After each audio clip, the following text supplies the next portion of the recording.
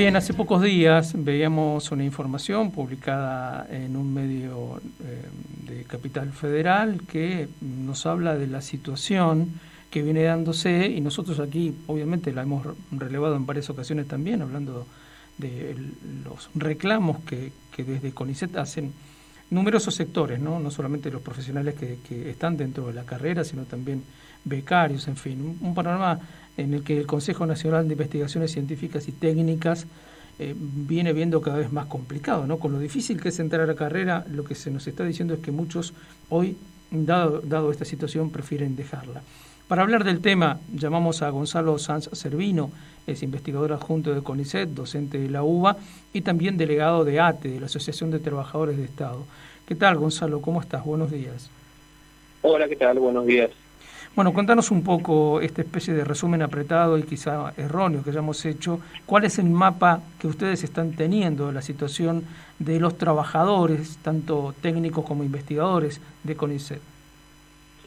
Bueno, en CONICET desde hace algunos años hay un creciente malestar en todos los estamentos de trabajadores, los investigadores, los becarios, el personal técnico y de apoyo y el personal administrativo y de gestión, que tiene que ver con muchas cuestiones. Una cuestión central es la salarial, pero hay otra, la ausencia de recursos, en realidad la insuficiencia de los recursos para llevar adelante las investigaciones, la falta de financiamiento, problemas de maltrato institucional, laboral, ausencia de derechos laborales, en algunos casos sueldos muy bajos, lo que está dando lugar a un fenómeno que estamos viendo, sobre el cual lamentablemente no hay estadísticas oficiales, pero por lo menos quienes estamos en contacto día a día con los trabajadores de CONICET lo percibimos desde hace bastante, es que mucha gente está eligiendo irse del CONICET, renunciar,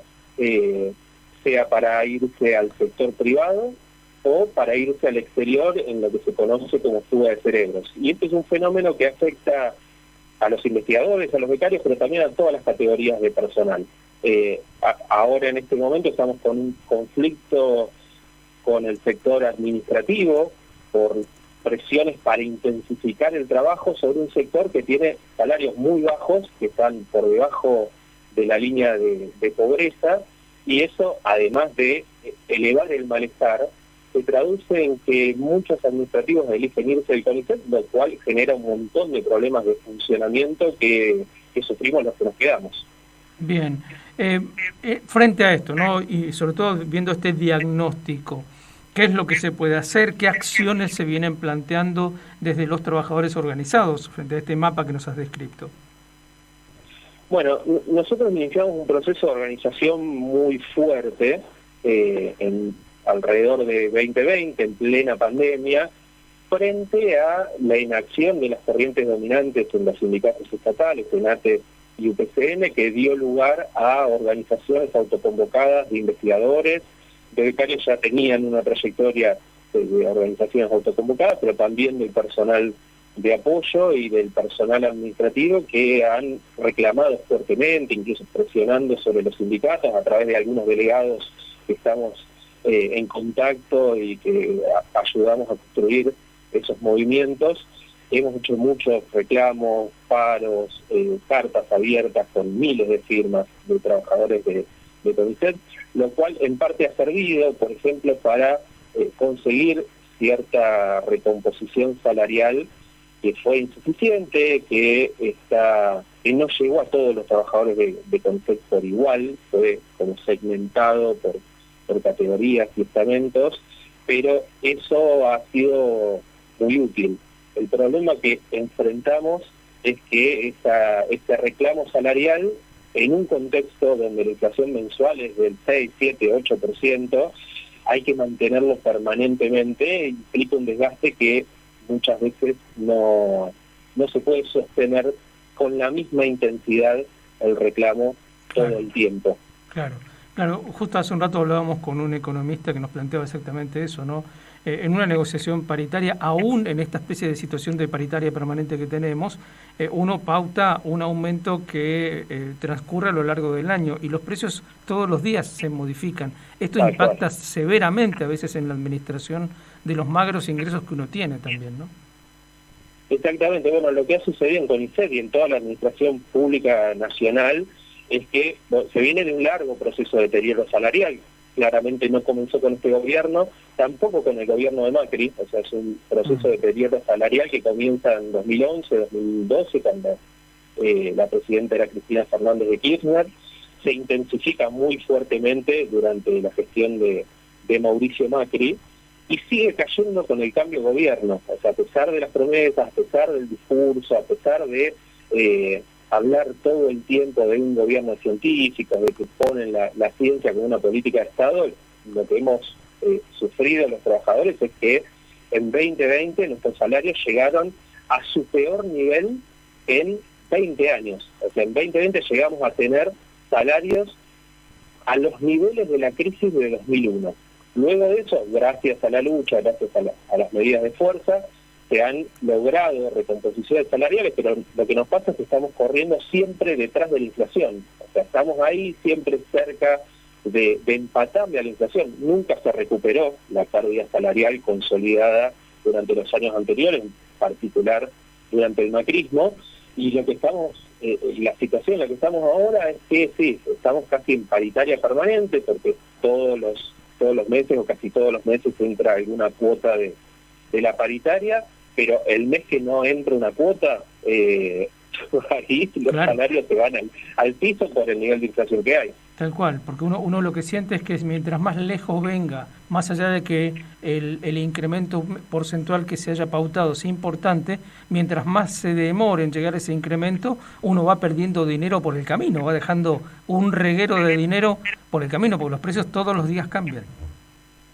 Tal cual, sí, esa es la situación en la que estamos, y como te decía, el problema no es solo salarial, por ejemplo, o sea, lo mismo afecta, la inflación también afecta a los recursos para financiamiento de las investigaciones. Ya hay un problema estructural en CONICET que es que los recursos para financiar investigaciones, comprar equipos, comprar insumos, que en muchos casos es la única forma de trabajar, porque hay investigaciones que tienen que ver con ciencias biológicas, naturales, que tienen insumos sin reactivos muchas veces importados, es imposible hacer nada.